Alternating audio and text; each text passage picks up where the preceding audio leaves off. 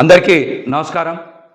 కూటమికి సారథ్యం వహించి విజయం సాధించినటువంటి చంద్రబాబు నాయుడు గారికి, అదేవిధంగా జనసేన పార్టీ అధ్యక్షులు పవన్ కళ్యాణ్ గారికి, బీజేపీ అధ్యక్షురాలు పురంధరేశ్వరి గారికి శుభాకాంక్షలు తెలియజేస్తున్నా.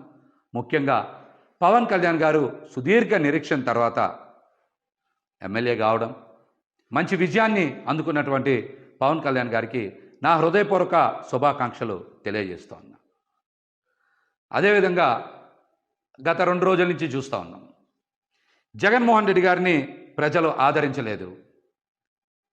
అందుకనే ఆయనకి ఓటమి వచ్చింది. కేవలం 11 స్థానాలకే పరిమితం అయ్యారు. భారీ మెజార్టీలు కూటమి అభ్యర్థులకి వచ్చాయని చాలామంది మళ్ళీ విష ప్రచారం, చెడు ప్రచారం చేస్తూ ఉన్నారు. ఇందులో వాస్తవం లేదు.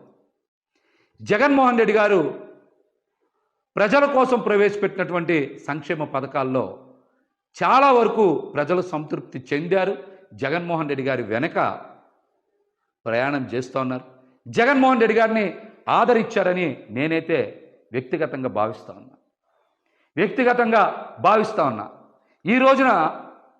ఈ రోజున మనందరికీ తెలుసు, తెలుగుదేశం పార్టీకి వచ్చినటువంటి ఓట్ల శాతం 45.6, వైఎస్ఆర్సీపీ పార్టీకి వచ్చిన ఓట్ల శాతం 40% ఓట్లు వచ్చినాయి. అంటే ఈ రాష్ట్రంలో ఈ 2 ప్రధాన పార్టీలకి మధ్య ఉన్న వ్యత్యాసం కేవలం 5.5%. Please subscribe .news.